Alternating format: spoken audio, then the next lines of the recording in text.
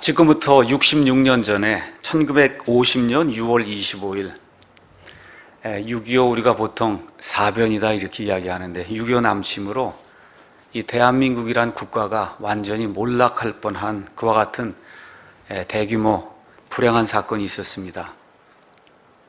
하나님의 은혜로 미국과 여러 우방들의 도움을 통해 이 국가가 살아남고 결국 지난 한 66년 동안 경제 성장을 해서 지금은 경제적으로 10대 대국 안에 드는 놀라운 일을 경험하게 됐습니다. 이렇게 경제적으로 모든 것이 윤택한 이런 상황에 우리가 살고 있는데 이제는 북한의 핵 위협이 우리 앞에 바로 놓여 있고 이와 더불어 윤리와 또 정신세계가 몰락하면서 이제는 전쟁에 의해서 이 나라가 몰락하는 것이 아니고 영적인 타락과 정신세계의 붕괴로 말미암아 이 나라가 몰락하겠구나 하는 이와 같은 우려를 가지고 지금 우리가 살아가고 있습니다. 요 근래 송도에 현대 프리미엄 아울렛이 이제 생겼다. 그래서 옆에 교수가 그 이름이 송현아다 그렇게 이야기를 하더라고요. 그래서 송현아가 뭔가 그랬더니 송도 현대 프리미엄 아울렛이 그렇게 좋다. 그래서 한번 구경을 며칠 전에 이제 가봤더니 미국에서 그런 아울렛이 많이 있고 한데 정말 뭐 비교가 안 될 정도로 그렇게 아울렛을 잘 만들어 놓고 우리가 지금 차를 굴리고 아파트에 살고 뭐 카페가 생기고 이런 모든 걸 보면 전 세계 어디 내놔도 정말 뒤지지 않을 정도로 그렇게 먹고 사는 모든 것이 이렇게 좋은 이런 세상 속에서 살고 있는데 윤리와 정신세계는 저 밑바닥을 지금 걸어가고 있는 그런 안타까운 현실이 우리 앞에 지금 놓여 있습니다. 특별히 이런 것 중에 가장 큰 표징이 뭐냐, 동성애 옹호하는 것과 그 다음에 동성애를 합법화하려고 하는 그런 시도가 있고 이런 모든 것들을 하기 위해서 차별금지법이라고 하는 것, 이거를 지금 통과시키려고 하는 이런 안타까운 상황이 지금 21세기 2016년 지금 한국의 현실입니다. 이런 동성애 옹호라든지 동성결혼의 합법화 이런 모든 것이 성경을 가서 살펴보면 말세의 가장 큰 징조 중 하나라고 하나님께서 말씀해 주시고 특별히 이 동성애라고 하는 것은 창조주 하나님을 향한 인간들의 직접적인 도전이라고 성경이 우리에게 이야기를 하고 있습니다.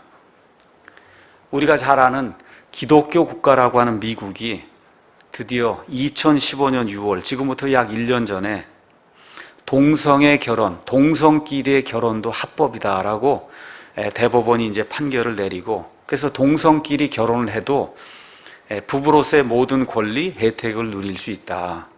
이렇게 되니까 남자와 남자가 결혼을 해도 아이를 입양할 수 있다는 거야. 아이를 키울 수 있다는 거야. 남이 낳아온 아이를 데려다가 키우고 모든 권리와 혜택을 누릴 수 있는 이런 것을 법으로 만들어 버렸습니다.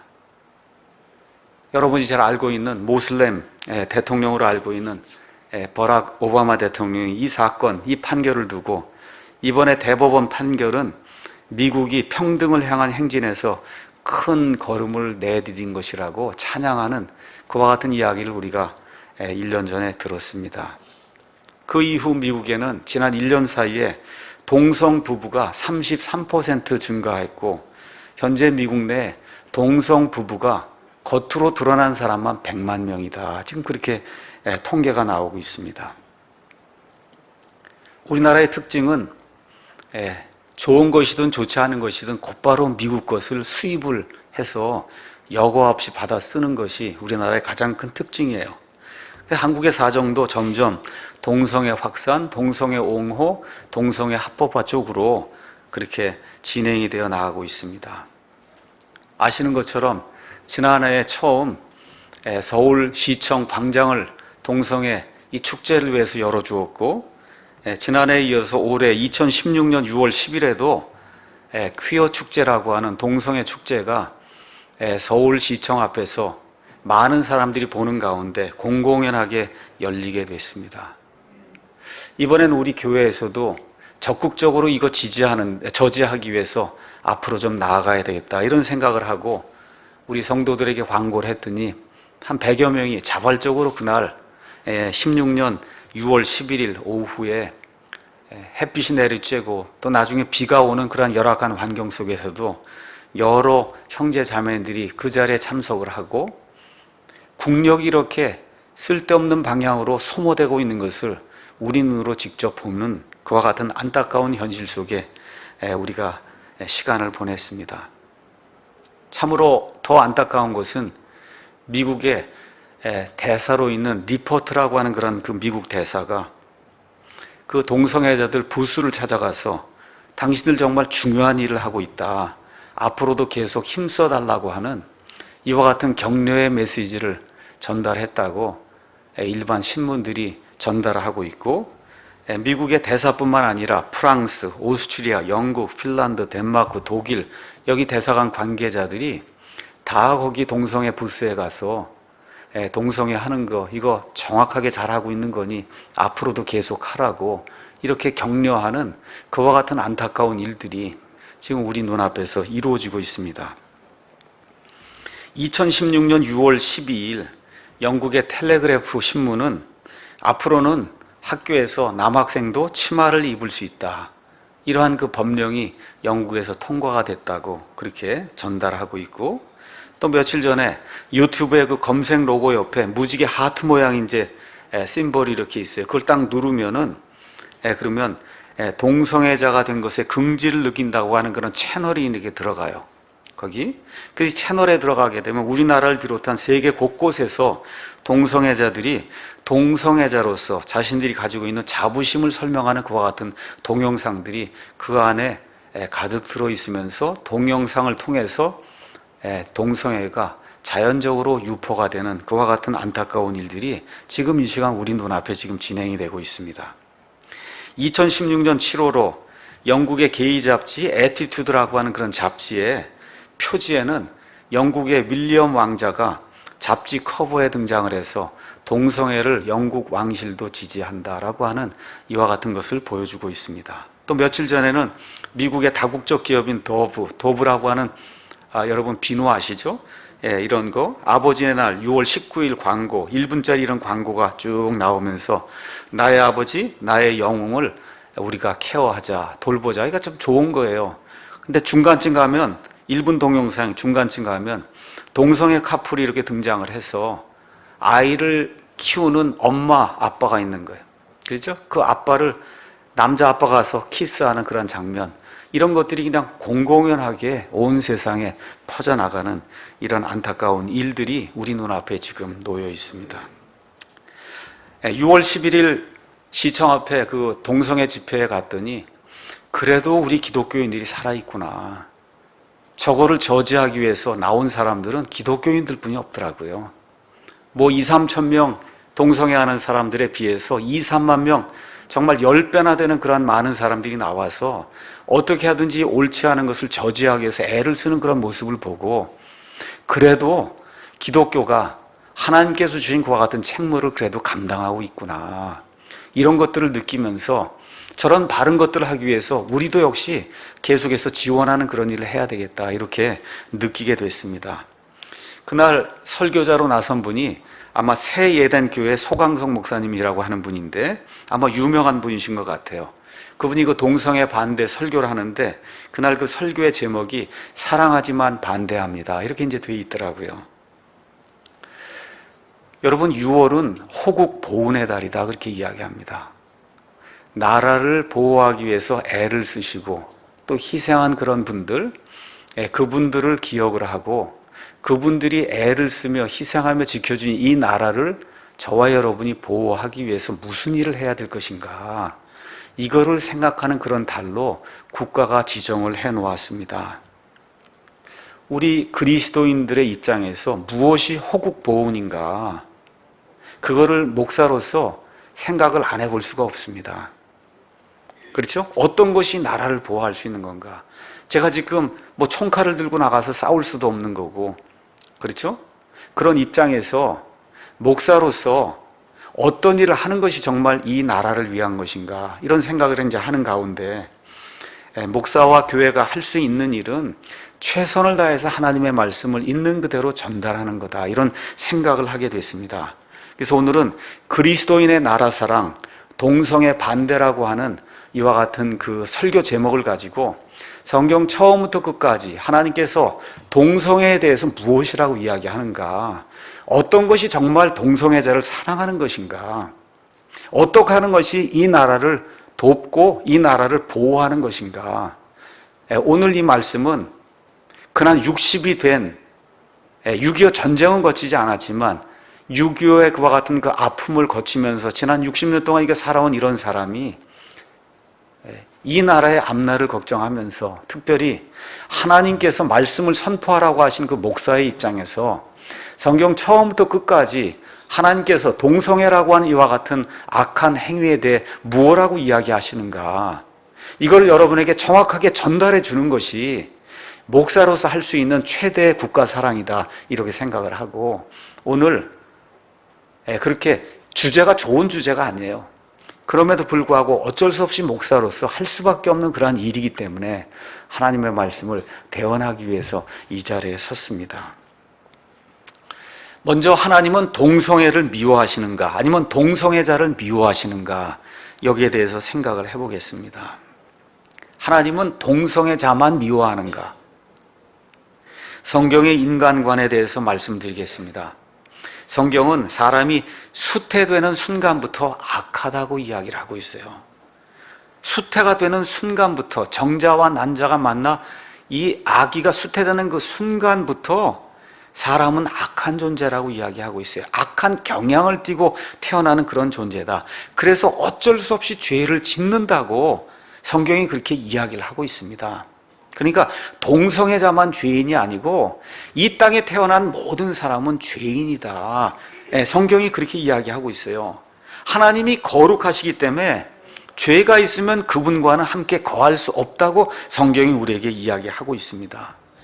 그런데 이 거룩하신 하나님 앞에 우리 인간의 노력을 통해서는 절대 거룩하게 되어 설 수가 없는 그런 상황을 하나님께서 인지하시고, 하나님이 직접 사람의 몸을 입고 사람의 죄 문제를 해결하시기 위해서 이 땅에 오셔서 십자가에 달려 죽으시는 그 순간에 우리 하나님, 그 예수님께서 사람의 모든 죄가 되어 주셔서 우리 모든 사람이 그분을 신뢰하게 될 때 하나님의 의가 돼서, 하나님의 거룩함이 돼서 하나님 앞에 설 수 있도록 하나님이 만들어 주셨다고 성경이 그렇게 이야기를 합니다.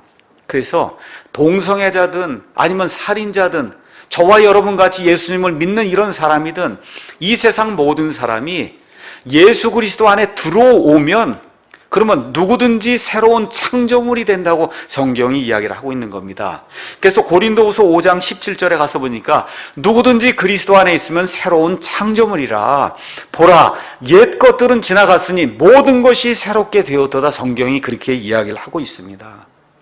그래서 요한복음 3장 16절에 하나님께서 세상을 이처럼 사랑하사 자신의 독생자를 주셨으니 이것은 누구든지 그를 믿는 자는 멸망하지 아니하고 영존하는 생명을 얻게 하려 하십니다. 하나님께서 말씀해 주시면서 동성애자든 심지어 살인자든 음행하는 자든 어떤 죄악을 가진 그런 사람이라도 예수 그리스도를 신뢰하고 하나님이 맡겨주신 그와 같은 이 의무, 하나님을 믿어야 된다고 하는 그런 의무, 이 믿음을 가지고 하나님께 나오게 될 때 하나님께서 누구든지 구원해 주신다고 성경이 우리에게 이야기를 하고 있습니다.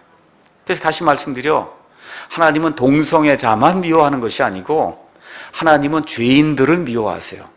그래서 구원받기 전엔 이 세상의 모든 사람이 죄인이기 때문에 이 죄인이 회개하고 돌아오기만 하면 그 사람이 동성애자든 살인자든 그 사람이 무슨 악을 저질렀든 하나님께서 용서해 주신다고 성경이 우리에게 이야기하고 있습니다.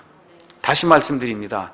하나님은 동성애자도 사랑하세요. 그가 죄인임을 인정을 하고 하나님 앞에 그 모든 것을 내어놓고 하나님만 믿고 하나님의 은혜 안에 들어오겠다고 회개하고 돌이키기만 하면 영원한 지옥 정죄를 피할 수 있다고 하나님께서 분명하게 말씀해 주세요. 하나님은 사랑이시지만 동시에 하나님은 공의로운 분입니다. 하나님의 공의와 거룩함이 만족이 되지 않으면 아무리 하나님이 사랑을 베풀려고 해도 그 하나님의 사랑 속에 들어갈 수가 없다고 성경이 이야기하는 겁니다. 우리 한번 주변을 살펴보세요. 우리 감옥이 있고 교도소가 있어요. 죄를 지은 사람을 왜 감옥에 집어넣습니까? 우리와 같이 살 수가 없으니까 감옥에 집어넣는 거잖아요. 그렇죠? 하나님이 왜 사람을 지옥에 집어넣냐? 하나님과 살 수 없기 때문에 지옥에 집어넣는 거예요.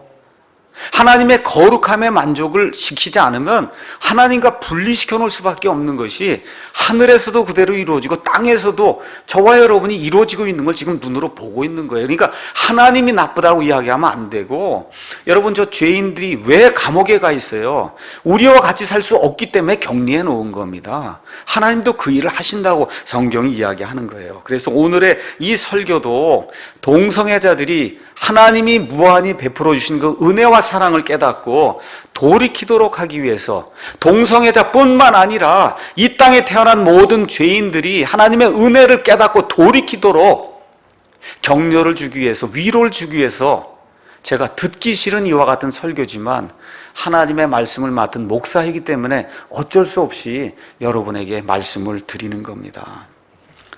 자, 그러면 왜 성경대로 믿는 그리스도인들은 왜 동성애를 반대하느냐?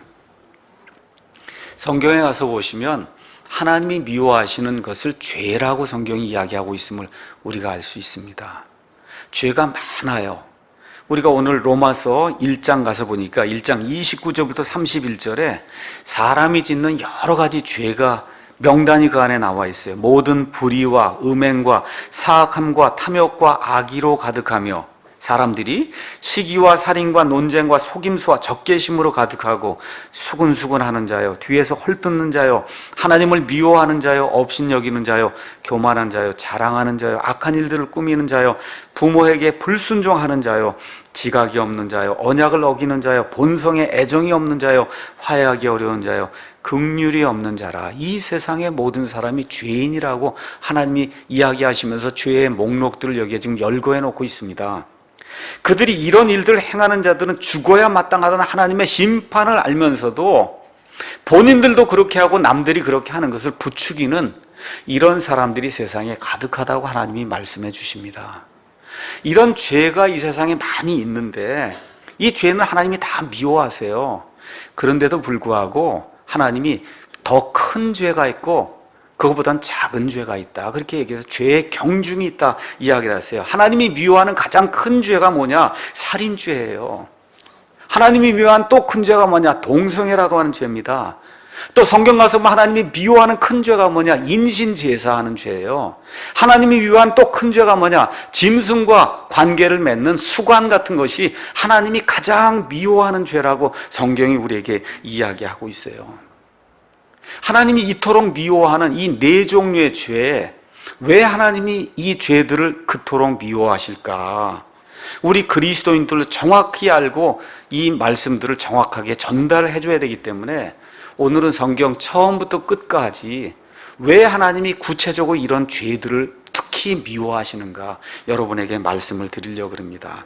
이런 죄들은 하나님의 성품과 하나님의 인류 창조 목적, 하나님의 우주 통치 계획에 직접적으로 대항하는 그런 죄이기 때문에 하나님이 이 네 가지 죄는 하나님이 극도로 미워하신다고 성경이 우리에게 이야기해주고 있습니다. 지금부터 6천년 전에 하나님께서 온 우주 공간, 이 안에 들어있는 모든 것, 사람을 포함한 모든 것을 하나님께서 6천년 전쯤에 만드셨어요. 그때부터 시작해서 시간이라고 하는 그런 공간이 지금 들어와서 저와 여러분이 살고 있는 시간이 약 6천년 정도 지났습니다. 그 6천년 이전에 영원이라고 하는 과거의 영원이 있어요. 하나님이 사람을 창조하기 전에 그 과거의 영원의 어느 한 시점에서 하나님께서 영적인 존재, 천상의 존재들 만들었는데 그 존재들 중에 으뜸가는 존재가 루시퍼라고 하는 그런 존재가 천상에 있는 그 존재들 3분의 1을 이렇게 데리고 나와서 하나님을 대적하는 그런 일을 했다고 성경이 우리에게 이야기를 하고 있습니다. 하나님께서 자신의 지혜를 보여주시기 위해 특별히 이와 같은 천상의 존재들에게 하나님이 이들보다 훨씬 뛰어난 창조자라고 하는 그런 사실을 보여주시기 위해 하나님께서 지금부터 6천년 전에 하늘과 땅과 우주 공간의 모든 것을 직접 창조하셨다고 에베소서 2장 10절이 우리에게 이야기하고 있습니다. 그래서 영원이라고 하는 인간이 생각해 볼 수 없는 그와 같은 엄청난 그런 공간 속에 지금 시간이라고 하는 눈 깜짝할 만한 이런 조그마한 그런 공간이 지금 들어오기 시작해서 지난 6천년이 인간에게는 굉장히 길지 모르지만 하나님께는 단지 엿새밖에 되지 않는 이와 같은 이 짧은 시간 안에 하나님께서 영적인 존재들에게 하나님의 지혜를 보여주시기 위해서 하나님의 일들을 지금 하고 있는 이 시간이 바로 저와 여러분이 살고 있는 이런 시간입니다. 하나님의 창조물 중에 특별히 하나님께서 사람을 하나님의 형상대로 창조하셨다고 성경이 이야기를 하고 있습니다. 시편 8편 5절 가서 보니까 지금 이 시간에 땅이 존재하는 이 시간에는 사람이 천사들보다 낮게 창조가 되어 있다고 성경이 이야기하는데 천사는 하나님의 형상대로 지음을 받지 않았어요. 유일하게 사람만 하나님의 형상대로 지음을 받았습니다. 다시 말씀드려 지금은 천사들보다 못하지만 저와 여러분이 구원을 받고 나중에 영원이라고 하는 그런 프레임 속으로 우리가 들어가게 되면 천사들을 지배하고 심판할 수 있는 그와 같은 존재로 하나님이 사람을 만들어 주셨다는 거예요. 그래서 사람이 구원을 받으면 아담으로 말미암아 이렇게 파괴가 된 하나님의 형상이 회복이 되면서 결국은 하나님의 본성에 참여하는 그와 같은 아름다운 존재가 된다. 천사들을 심판하고 지배하는 그런 존재가 된다고 하나님께서 말씀을 해주십니다. 그래서 여섯째 날에 창세기 1장 가서 보니까 하나님께서 사람을 창조하셨어요. 사람을 창조하시고 1장 26절 27절 가서 보니까 하나님이 이렇게 말씀하십니다. 하나님께서 이르시되 우리가 우리의 형상으로 우리의 모양에 따라 사람을 만들고 그들이 바다의 물고기와 공중의 날짐승과 가축과 온 땅과 땅에서 기는 모든 기는 것을 지배하게 하자 하시고 이처럼 하나님께서 자신의 형상으로 사람을 창조하시되 하나님의 형상으로 그를 창조하시고 그들을 남성과 여성으로 창조하셨다. 이렇게 기록이 되어 있습니다. 사람을 창조하신 목적이 28절에 나와요. 하나님께서 그들에게 복을 주시고 하나님께서 그들에게 이르시되 다산하고 번성하여 땅을 채워라. 땅을 정복하라. 또 바다의 물고기와 공중의 날짐승과 땅 위에서 움직이는 모든 생물을 지배하라 하시니라. 그래서 하나님이 사람을 지으신 가장 중요한 목적은 뭐냐? 이 땅을 생육하고 번성을 해서 이 땅을 가득 채우면서 이 천사들이 보는 그 가운데서 하나님의 형상을 가진 이 창조물이 어떤 일들을 하고 있는가 이거를 드러내 보이는 것, 이것이 하나님이 사람을 지으신 목적이라고 이렇게 이야기하면서 이 모든 것들이 다 완성이 되었을 때 1장 32절 가서 보니까 31절에 하나님께서 자신이 만든 모든 것을 보시니 보라 매우 좋았더라 이렇게 기록이 되어 있어요. 그래서 하나님께서 이 모든 창조 세상을 만드시고 영적인 존재들에게 자신의 지혜를 보여주시기 위해서 이 모든 것들을 만드시고 특별히 사람을 만드시고 목적을 그에게 부여하신 이후에 이 모든 것이 보기에 심히 좋았다고 성경이 우리에게 이야기하고 있는 겁니다. 그래서 생육하고 번성하는 것이 하나님이 인간을 창조하신 가장 큰 목적이에요. 이렇게 생육하고 번성한 사람들 가운데서 하나님이 하나님을 따르는 경건한 자들을 추려서 그래서 구원받게 하시고 그래서 하나님의 아들, 딸로 삼으시며 하나님의 본성에 참여하고 결국은 그리스도와 함께 공동 상속자로 만들어서 하나님이 만드신 모든 것을 치리할 수 있는 이와 같은 존재로 만들어 주신다고 성경이 우리에게 이야기하고 있는 겁니다. 생육하고 번성하기 위해서 하나님께서 우리 인간에게 마련해 주신 첫 번째 제도가 결혼 제도예요.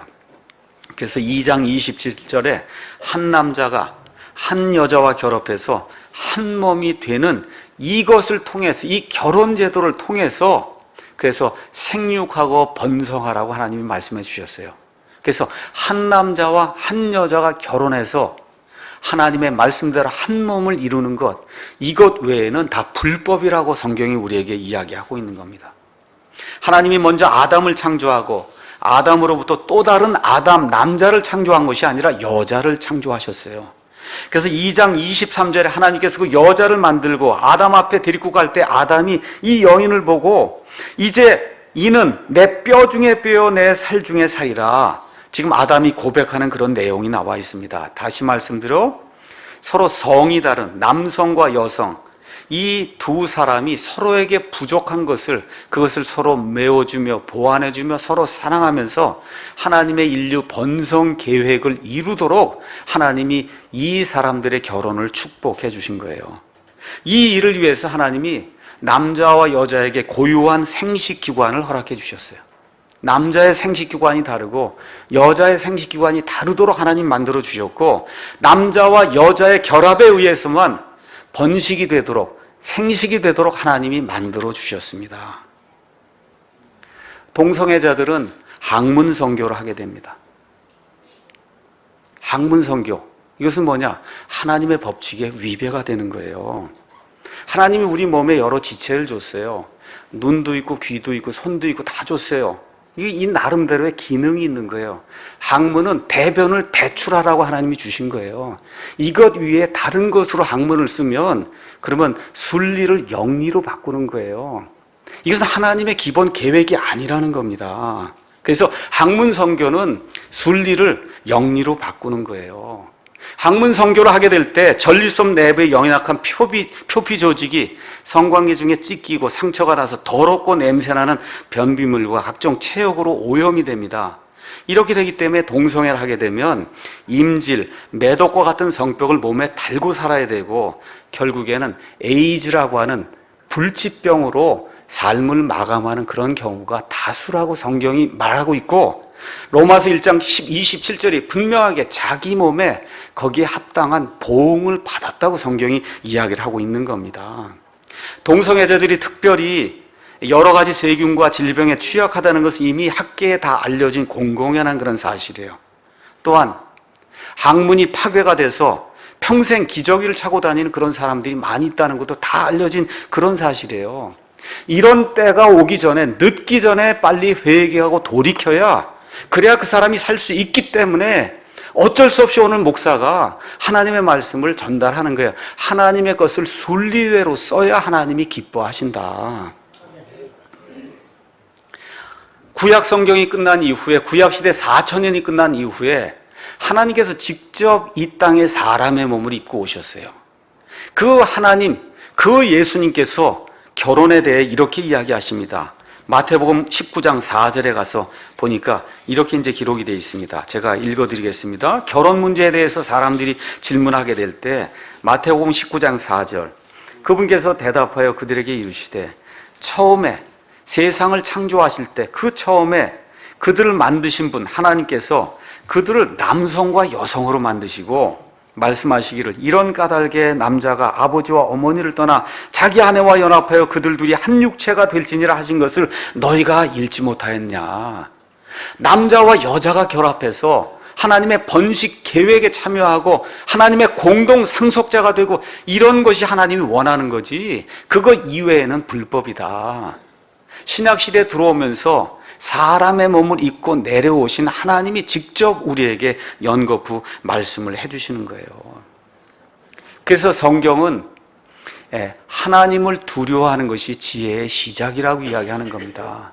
하나님을 두려워한다고 하는 것은 우리를 만든 창조자 하나님께서 만들어 놓으신 순리적인 이와 같은 절차와 제도를 통해서 하나님이 원하시는 한계 안에서 사람이 행동하고 즐겁게 사는 것이 사람의 본분이라고 이야기하는 거예요. 그래서 사람의 지혜는 하나님을 알고 자기를 아는 데 있다고 성경이 이야기를 하고 있는 겁니다. 그런데 하나님의 일을 망치려고 하는 그런 존재가 있어요. 누굽니까? 마귀가 있단 말이에요. 하나님만 계신 게 아니라 이 시간이라고 하는 이 타임 프레임 안에 하나님이 만들어 놓은 이 하나님의 창조물 이 안에 누가 있냐? 마귀라고 하는 대적자, 인류의 대적자가 있단 말입니다. 하나님의 계획을 탐탁하게 생각지 아니하고 특별히 본인이 최고의 창조물이라고 생각했는데, 그래서 하나님이 사람을 하나님의 형상으로 만들어서 자기보다 위에 두려고 하는 이런 계획을 마귀가 당연히 탐탁하게 생각하지 않는 겁니다.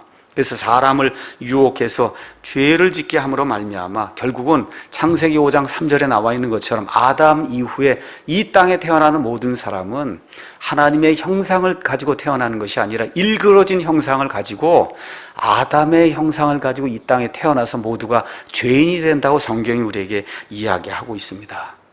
그래서 저와 여러분, 인간이 살고 있는 이 시간이란 이 차원에서는 이 땅에는 하나님의 뜻과 마귀의 뜻 두 개가 지금 잠정적으로 존재하고 있어요.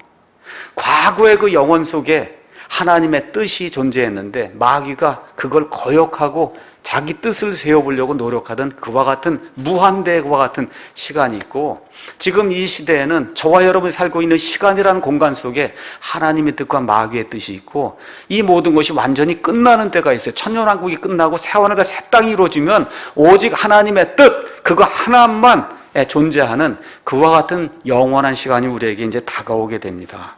자, 그래서 지금 이 시간이라는 차원 속에는 하나님의 뜻과 마귀의 뜻이 공존하고 있습니다. 그래서 마귀가 시도하는 처음의 반역이 창세기 6장에 나오는 거예요.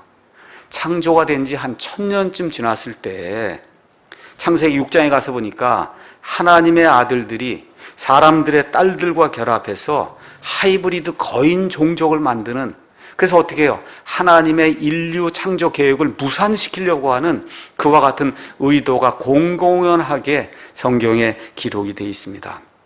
그래서 노아와 그의 가족 총 8명을 제외하고는 인간의 형상이 파괴가 되는 거예요. 하나님이 만들어 놓은 인간의 형상이 파괴가 돼서 하나님께서 어쩔 수 없이 8명만을 제외하고는 홍수로 그들을 다 쓸어버리고 이렇게 되면서 하나님께서 그 8명을 가지고 다시 인류를 시작하는 그런 내용이 성경에 기록이 되어 있습니다. 이렇게 되면서 바벨탑에 사람들이 모여 사는 그런 내용이 나와 있는데 11장 4절 가서 보니까 우리가 여기 모여서 번성하면서 하늘을 대적하고 하나님을 대적해서 하나님이 자꾸 온 세상으로 우리를 흩으려고 하는데 생육하고 번성하라는 하나님의 명령, 우리가 고의로 대적해야 되겠다 하고 흩어짐을 면하기 위해서 바벨탑에 모여 하나님을 대적하는 그런 일이 창세기 11장에 기록이 되어 있고, 최초의 단일 세계 정부가 쓰고 니므롯이라고 하는 사람이 마귀의 이와 같은 통치자가 마귀의 일을 수행하는 그런 내용이 창세기 11장에 기록이 되어 있어요. 하나님께서 언어의 혼잡을 통해 전 세상으로 사람들을 강제로 이렇게 흩어버리시는 그런 내용이 그 안에 기록이 되어 있습니다. 이제부터 마귀가 또 다른 전략을 가지고 이제 사람을 붕괴시키려고 하는 그런 일들을 시작하고 있어요. 다 뭐로 하는 거냐? 결혼과 관련된 거예요. 결혼. 첫 번째는 일부 다처제를 도입을 하기 시작했습니다. 그래서 심지어 경건한 사람 아브라함마저도 일부 다처제의 희생물이 될 수밖에 없는 그런 상황이 생기면서 결국은 창세기 16장에 아브라함이 하갈이라고 하는 두 번째 아내를 맺는 그런 내용이 나와요. 그래서 사라와 하갈, 여기를 통해서 유대인과 그 다음에 결국 지금의 가장 큰 문제가 되는 이슬람이 그때부터 시작이 되는 거예요. 일부 다처제라고 하는 이와 같은 악한 제도를 통해서 마귀가 인류를 멸망시키기 위한 이와 같은 계획을 시작을 하고 있는 겁니다. 두 번째가 동성애. 마귀의 인류 파괴 도구로 사용된 가나안 족속들에 대한 내용이 창세기 10장 19절에 나와 있어요. 가나안 족속들이 저 섬 크레타라고 하는 그런 섬에 살다가 가나안 땅에 들어와서 어디에 주로 살았냐? 소돔과 고모라 땅에 살았다고 성경이 우리에게 이야기하고 있습니다. 이 소돔과 고모라 땅의 가장 큰 특징이 뭐예요? 동성애를 하는 겁니다. 동성애. 하나님의 창조 목적을 무시하고 파괴해서 동성애를 하면, 남자와 남자가, 여자와 여자가 결합을 하면 하나님의 인류 번성 계획이 이루어질 수가 없는 거예요. 하나님의 형상대로 지어진 것과 같은 인간이 태어날 수가 없는 겁니다. 그렇죠?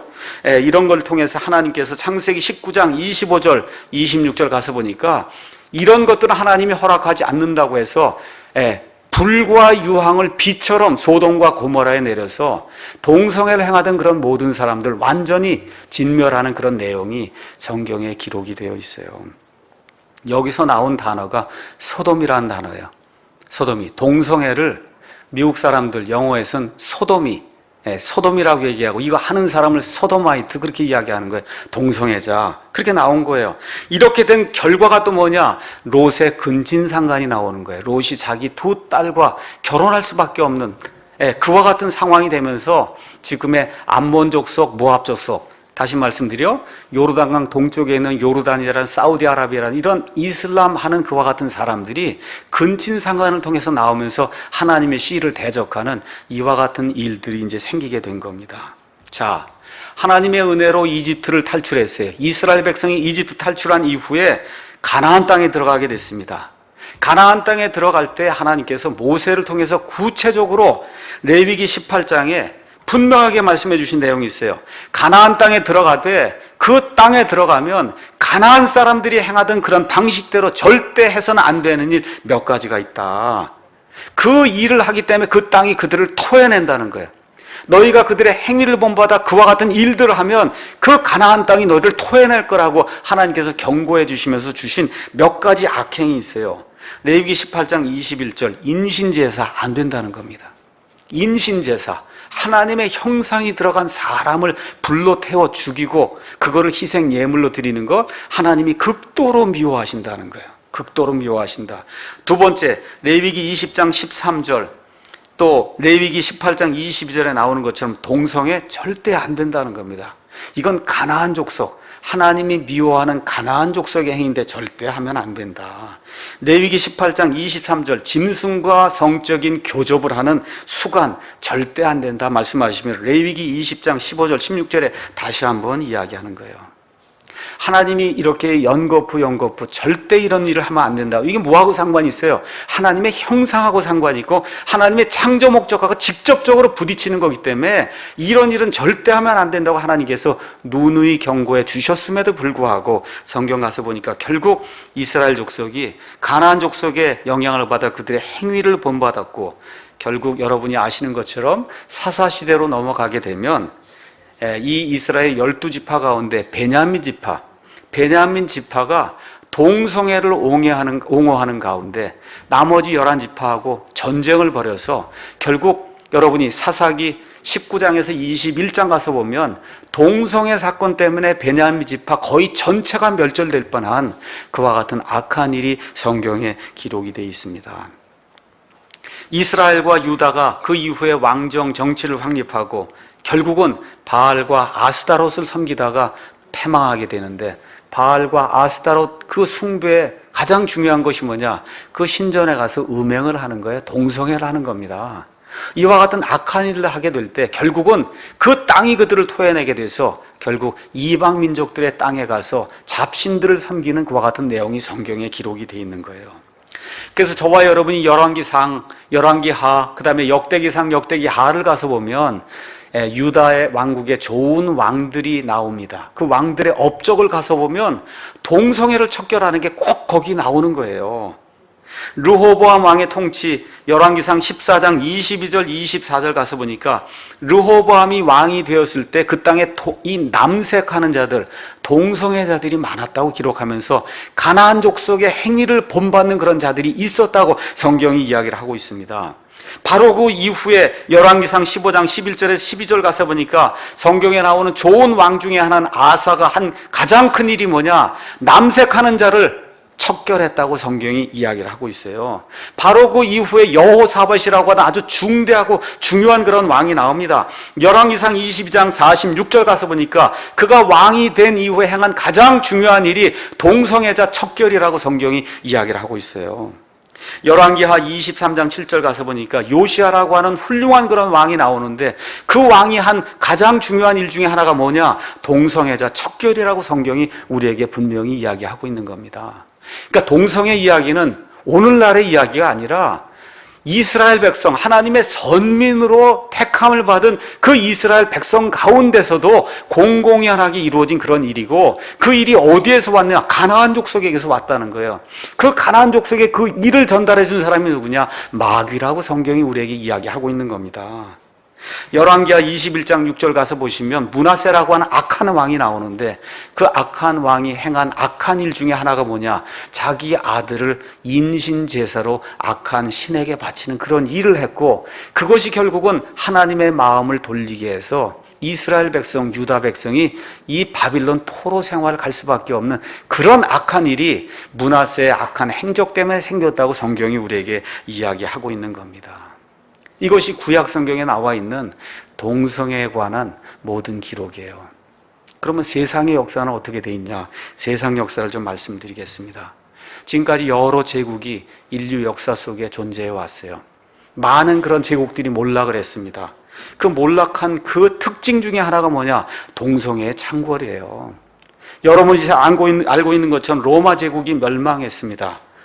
베수비우스 화산이 폭발해서 폼페이라고 하는 엄청나게 큰 도시가 다 화산재에 덮여서 그래서 완전히 몰락을 했어요.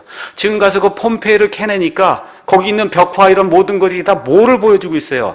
동성애 하는 것은 완전히 그 도시가 동성애로 가득 찼다고 하는 그런 사실을 우리가 보여주고 있는 겁니다.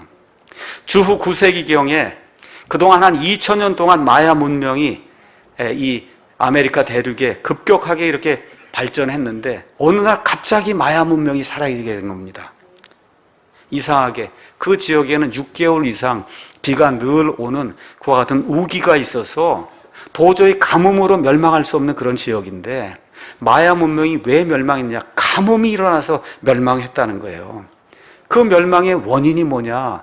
역사학자들이 분석한 결과 짐승과의 수관, 인신제사, 자그마치 1년에 2만 명 정도를 사람을 잡아서 죽이는 그런 악한 일을 마야 문명을 일으켰던 사람들이 행하게 될 때 그 땅에 절대 있어서는 안 될 가뭄이 갑자기 생기면서 마야 문명이 급격하게 몰락했다고 역사의 진실이 우리에게 이야기해주고 있습니다. 인류의 여러 개 대규모 전쟁이 있었습니다. 이 전쟁 중에 많은 전쟁이 성적인 문란이 일어나게 될 때 하나님께서 인간의 군대들을 동원해서 그 나라와 그 사람들을 멸절시킨 그와 같은 전쟁이라고 성경이 우리에게 이야기해주고 있습니다. 이 카이사라라고 하는 유명한 사람, 시저라는 사람이 있죠. 갈리아 전쟁을 일으켰어요. 갈리아 전쟁이 왜 일어났냐? 그 지역에 살던 사람들은 근친상간하는 것으로 유명했다는 거예요. 하나님이 카이사라를 사용해서 그 갈리아 전쟁을 통해 이런 사람들을 섬멸하는 그런 내용이 역사에 기록이 돼 있고, 칼타고, 잉카의 아즈탁 문명 이런 데는 짐승과의 수관 때문에 결국은 전쟁이 일어나고 해서 멸망했다고 일반 문화학자들이 우리에게 알려주고 있습니다. 2015년 미국의 동성애가 합법화되면서 결국 미국도 세상과 성경의 모든 역사의 기록대로 몰락할 그와 같은 위기에 처해 있습니다. 1987년 미국 보스턴에서 발간되는 게이 커뮤니티 뉴스라는 그런 신문에 마이클 스위프트라고 한 사람이 동성애 헌장이라고 할 수 있는 그와 같은 시를 지었습니다. 게이 헌장이에요. 이게 엄청난 내용이에요. 한번 제가 읽어드리겠습니다. 아들은 당신의 나약한 남성상의 상징이요 얄팍한 꿈과 저속한 거짓의 표징이다. 당신이 그렇게 낳은 아들을 우리가 욕보일 것이다. 동성애자들이 이야기하는 거예요. 우리는 그 아들을 유혹할 것이다. 당신의 학교에서, 당신의 기숙사에서, 당신의 체육관에서, 당신의 탈의실에서, 당신의 운동장에서, 당신의 신학교에서, 당신의 청소년 서클 모임에서, 당신의 극장 화장실에서, 군대 침대에서, 트럭 휴게소에서, 남성 클럽에서, 심지어 당신의 국회에서 남자들이 모이는 곳이면 어디든지 가리지 아니하고 우리가 당신의 아들을 유혹하고 욕보일 것이다. 당신의 아들들은 우리가 총애하는 게이 파트너가 되어 우리의 요구를 수행할 것이다. 그렇게 돼서 그들은 우리의 형상대로 재창조가 될 것이다. 그렇게 돼서 몸을 망치면 그 사람 자체가 또 게이가 된다는 거예요. 그러면 그들은 우리를 애타게 찾으면서 흠모하게 될 것이다. 동성애자들은 형제로서 함께 서야 된다. 우리는 예술, 철학, 사회 문제, 정치 문제, 재정 문제 모든 것에서 반드시 하나가 되어야만 한다. 우리에게 신이 있다면 그것은 잘생긴 남자다. 우리는 동성애의 지성과 상상력을 때려야 뗄 수가 없는 것으로 이렇게 보고 있고, 동성애는 남자의 진정한 품위와 진정한 필수 요소라는 것을 보여줄 것이다. 이것이 거의 동성애 헌장처럼 돼서 웬만한 미국 사람들이 다 아는 그런 내용입니다. 1987년 게이 커뮤니티 뉴스, 여러분 뭐 구글 가서 게이 커뮤니티 뉴스 1987하고 치면은 이와 같은 글이 나오고 있고, 우리 한국에도 이미 이게 다 번역이 돼서 거의 동성애 이와 같은 그 헌장처럼 이 글이 지금 전 세계에 퍼져 있습니다. 이 글은 언어의 심미적 수사로 장난질을 쳤을 뿐 동성애자들이 사회적으로 드러내진 않지만 동성애자라면 누구나 품고 있는 자신들의 숨겨진 욕망의 이빨을 적나라하게 드러내고 있어요. 자기만 동성애를 하는 것이 아니라 무고한 사람들을 욕을 보여서, 그래서 그 사람들을 동성애자로 만들거나 사회에 적응할 수 없는 그러한 이런 사람으로 만든다는 거예요. 여러분, 요새 신문이나 아니면 텔레비전 이런 데 뉴스 가서 보세요. 우리나라에도 군대에 갔다가 동성애자들에게 당해서 완전히 정신병을 앓는 이와 같은 그 남자아이들 나와서 이렇게 증언한 이런 내용 보지 못해. 얼마나 무서운 일인지 알 수가 없어요.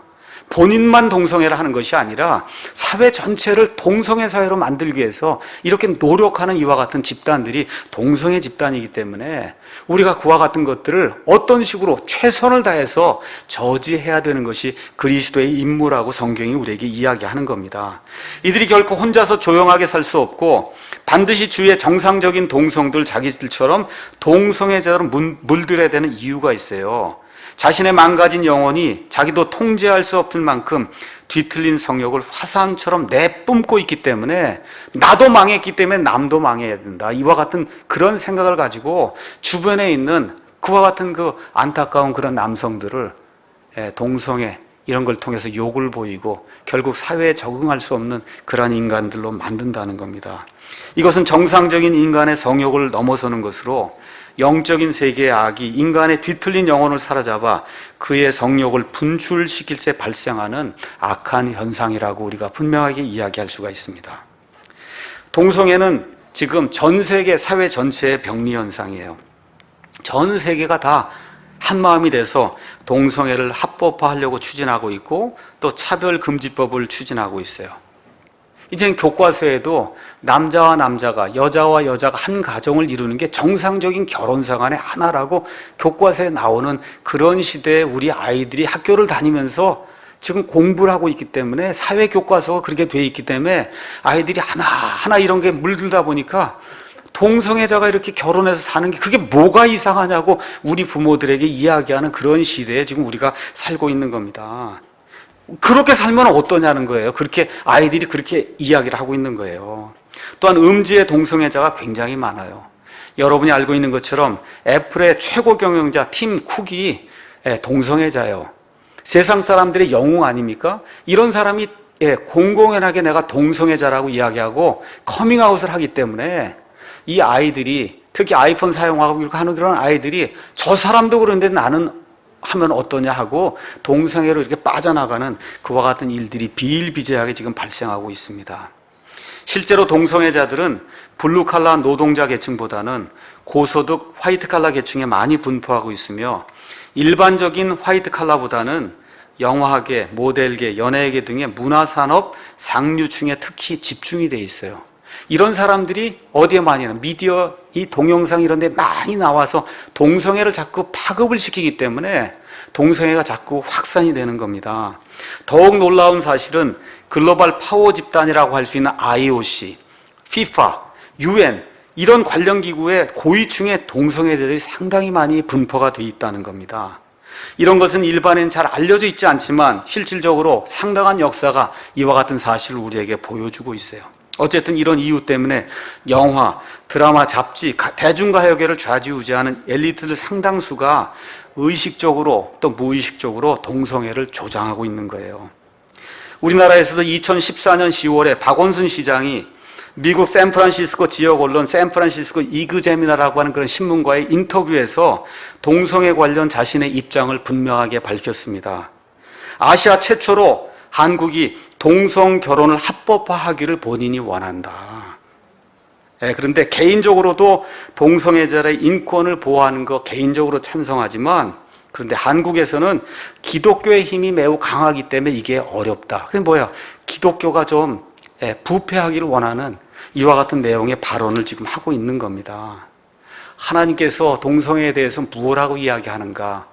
다시 한번 신약 성경을 통해서 여러분에게 말씀드리겠습니다. 오늘 읽은 텍스트 로마서 1장 다시 한번 보도록 하겠습니다. 로마서 1장 18절에서 27절 가서 보니까 이렇게 이제 기록이 되어 있습니다.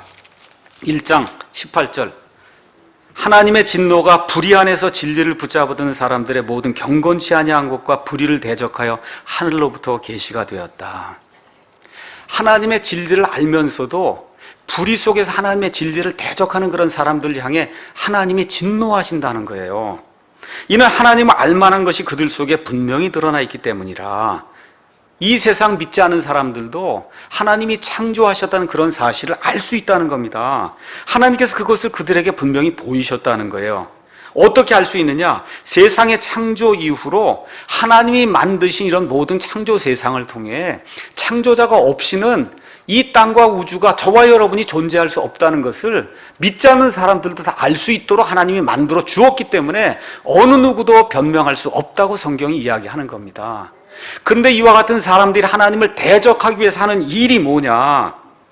23절 하는 일이 썩지 아니할 하나님의 영광을 썩을 사람이나 새나 네발나는 짐승이나 기어다닌 것들과 같은 형상으로 바꾸어서 하나님보다 하나님이 만들어 놓은 사람이나 짐승이나 새나 그렇죠 곤충이나 이런 것들을 섬기는 형태로 나타난다는 겁니다. 그러니까 하나님을 버리고 떠나가게 되면 꼭 창조물을 섬긴다는 거예요. 이렇게 될 때 하나님께서 이들에게 극심한 것과 같은 심판을 허락하신데 그 내용이 26절. 이런 까닭에 하나님께서 그들을 수치스러운 애정에 내주셨으니 이는 심지어 그들의 여자들도 본래대로 쓸 것을 본성의 어긋난 으로 바꾸었기 때문이다. 남자들도 이와 같이 본래대로 여자 쓰기를 버리고 서로를 향해 남자가 남자끼리 서로를 향해 욕정이 불리듯 하여 남자가 남자와 더불어 보기 흉한 짓을 행함으로 자기 잘못에 합당한 보응을 자기 속에 받았다는 거예요. 이런 일들이 바로 에이즈라고 성경이 우리에게 이야기를 하고 있는 겁니다. 하나님이 원치 않는다는 거예요. 왜 우리가 동성애를 반대하냐? 하나님이 이걸 죄악이라고 이야기하고 하나님이 그래서 직접 심판하신다고 이야기하기 때문에 그래서 하나님의 말씀에 따라 우리가 하나님이 동성애자는 사랑하지만 동성애는 미워한다고 저와 여러분이 그들에게 분명하게 이야기하는 겁니다. 고린도전서 6장 가서 보겠습니다. 고린도전서 6장 9절에서 11절 가서 보니까 하나님의 왕국에 들어갈 수 없는 자들의 명단이 나옵니다. 불의한 자가 하나님의 왕국을 상속받지 못할 줄 너희가 알지 못하느냐? 속지 말라. 음행하는 자나 우상 숭배자나 간음하는 자나 여성화된 남자나 남자와 더불어 자신을 욕되게 하는 그런 남자나 도둑질하는 자나 탐욕을 부린 자나 술 취하는 자나 욕하는 자나 착취하는 자들은 하나님의 왕국을 상속받지 못한다고 돼 있어요. 하나님의 왕국을 상속받지 못하는 자들 간에 특별히 하나님께 만들어 놓은 게 뭡니까? 여기 남자와 더불어 자신을 욕되게 하는 동성애자는 들어갈 수 없다고 성경이 이야기하고 있어요.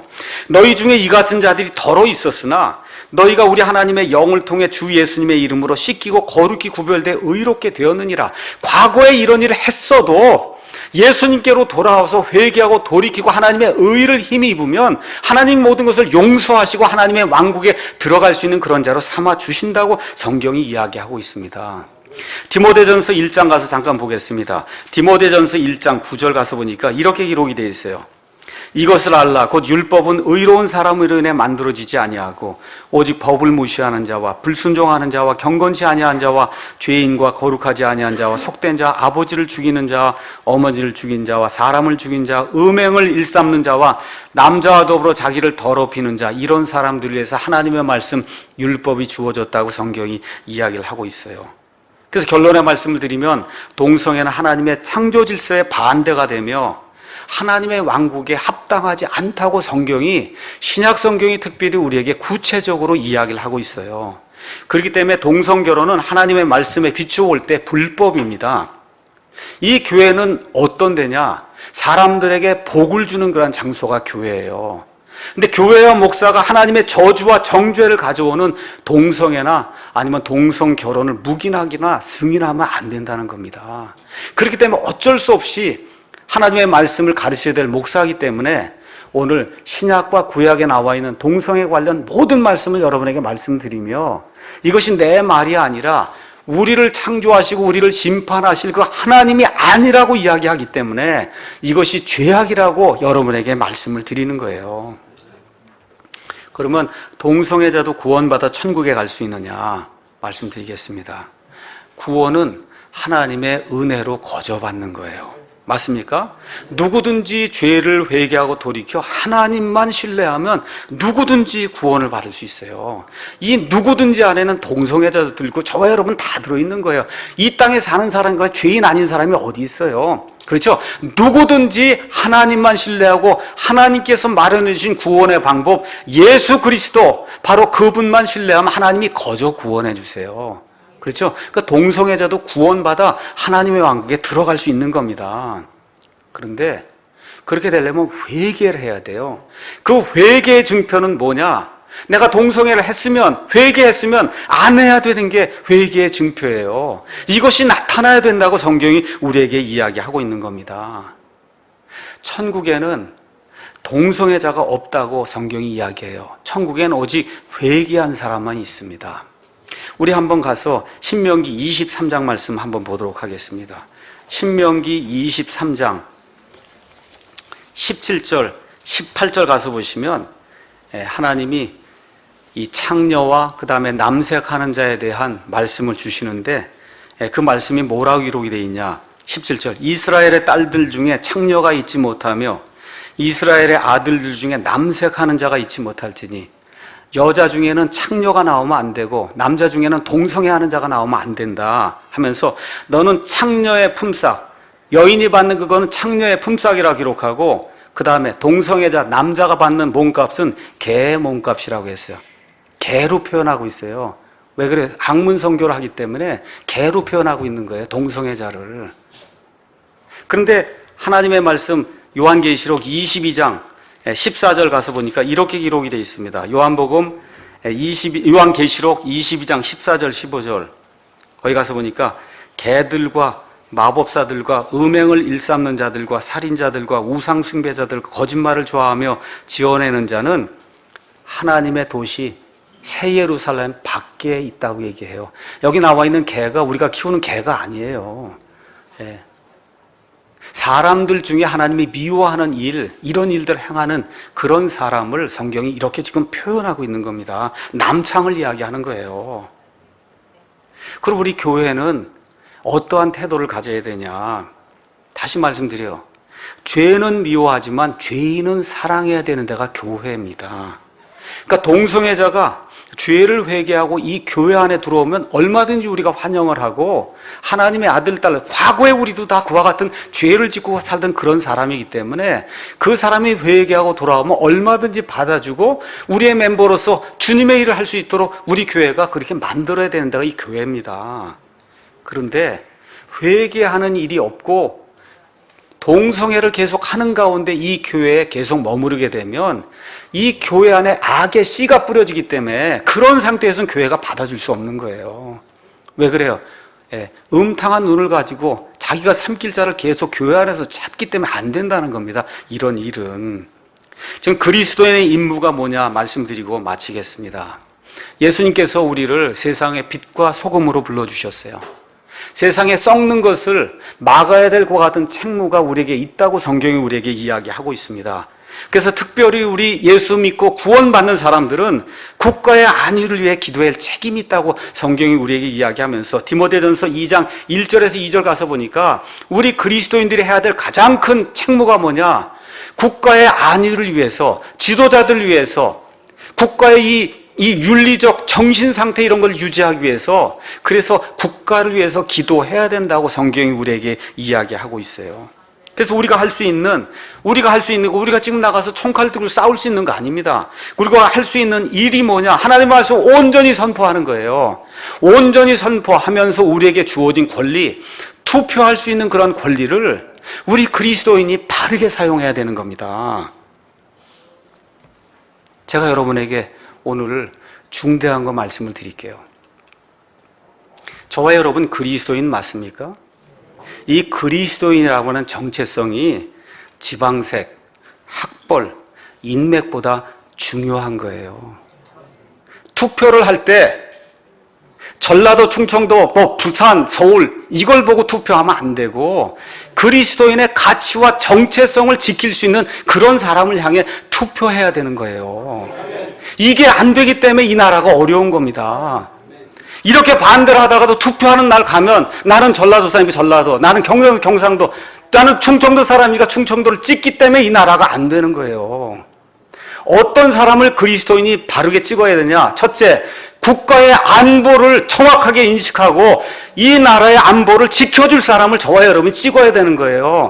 전라도, 경상도 이게 중요한 게 아닙니다. 지방색, 인물, 뭐 학벌 이런 게 중요한 것이 아니라 이 나라를 올바로 안정적으로 이끌어줄 수 있고 북한의 핵 위협을 그거를 막아줄 수 있는 그런 사람을 우리 그리스도인들이 찍어야 되는 거예요. 두 번째 조건이 뭐냐? 윤리와 도덕이 이렇게 타락해 가는데 정신세계가 몰락해 하는 이런 세상에 살면서 그리스도인의 가치, 성경의 가치, 하나님의 가치를 지켜줄 수 있는, 믿지 않아도 그런 가치를 지켜줄 수 있는 그런 사람에게 투표를 해야 이 나라가 발전할 수 있는 거예요. 부탁을 드려요.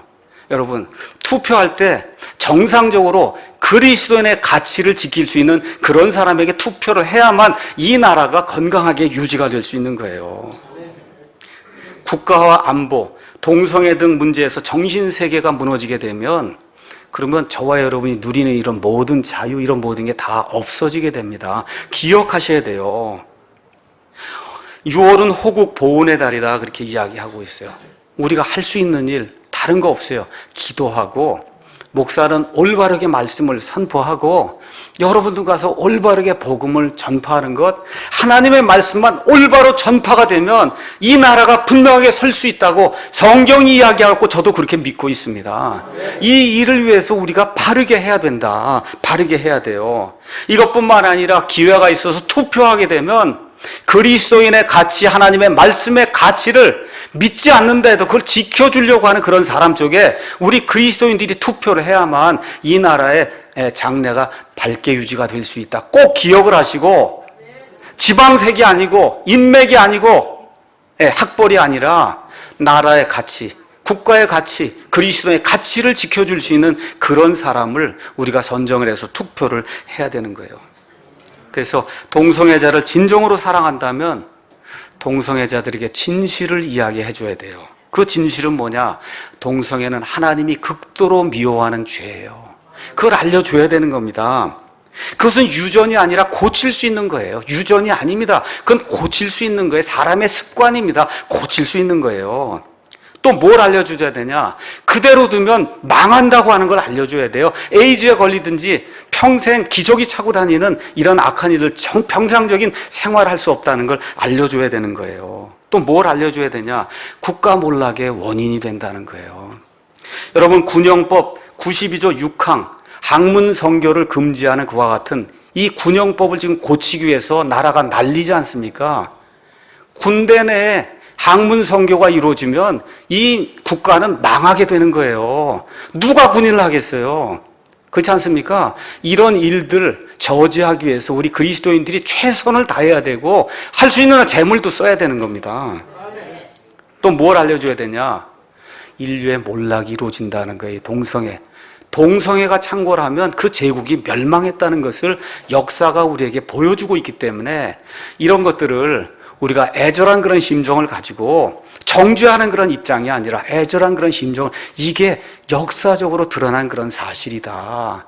너를 위해서 이야기하는 것이니 좀 들어야 된다 하고 우리가 온건한 그런 마음을 가지고 이런 진실을 보여줘야 됩니다. 요새 이오나라고 하는 그런 목사님이 있는데 평생을 동성애자로 살다가 몸을 완전히 망친 분이 최근에 아마 회개하고 동성애자 돌리는 그와 같은 그 일을 하는 것 같아요. 이분이 이런 이야기를 했습니다. 동성애자에게 최고의 인권은 동성애자로 살도록 허용하거나 그걸 부추기는 것이 아니라 동성애를 탈출하도록 도와주는 거다. 이런 것들을 기억하면서 우리가 사랑하지만 반대합니다. 동성애자는 사랑해요. 다 죄인이기 때문에. 그럼에도 불구하고 하나님이 동성애는 죄악이라고 이야기하기 때문에, 특별히 그것도 극악한 그와 같은 죄악이라고 하나님이 이야기하기 때문에 어쩔 수 없이 동성애를 반대한다. 이런 것들을 온유한 그런 심정으로 우리가 알려줘야 될 그런 책임이 우리 그리스도인들에게 있다. 그래서 6월 호국 보훈의 달을 맞아서 우리 그리스도인들이 정말 국가를 사랑하는 것, 동성애를 반대하는 거예요. 국가를 사랑하는 것, 기도하는 겁니다. 지도자를 위해서 기도하는 거예요. 교회 지도자들이 올바로 설 수 있도록 기도해야 돼요. 투표 바르게 해야 되는 겁니다. 이러한 일들이 이루어져서 정말 이 땅이 존재하는 한 정말 우리가 평안한 가운데 하나님의 말씀을 선포하고 전도할 수 있는 이 나라가 될 수 있도록 함께 기도하는 우리 모두가 되기를 예수님의 이름으로 축원합니다.